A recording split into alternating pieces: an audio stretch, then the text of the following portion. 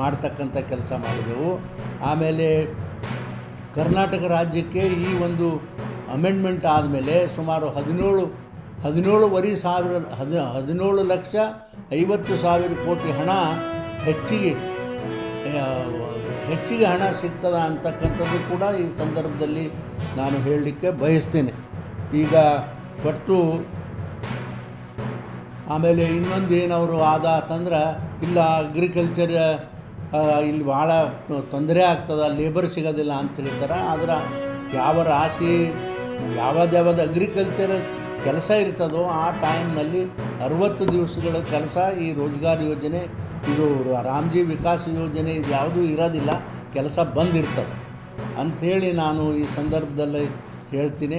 ಆಮೇಲೆ ಸುಮಾರು 60 ದಿವಸಗಳ ಕಾಲ ಅವ್ರಿಗೂ ರೋಜ್ಗಾರ್ ಯೋಜನೆ, ಈ ಒಂದು ವಿಕಸಿತ ಭಾರತ ಏನು ರಾಮ್ಜಿ ಐತಿ, ಆ ಕಾರ್ಯಕ್ರಮದಲ್ಲಿ ಯಾವುದೂ ಕೂಡ ಅಲ್ಲಿ ಕೆಲಸ ನಡೆಯೋದಿಲ್ಲ, ಅದನ್ನು ಸ್ಥಗಿತ. ಆಮೇಲೆ ಹಬ್ಬ ಹುಣ್ಣಿಮೆ ಬಂದಾಗೂ ಕೂಡ ಆ ಕೆಲಸ ಸ್ಥಗಿತ ಇರ್ತದ ಅಂತಕ್ಕಂಥದ್ದು ನಾನು ಈ ಸಂದರ್ಭ. ಓಕೆ ಮತ್ತೆ ರಾಜಕಾರಣಿ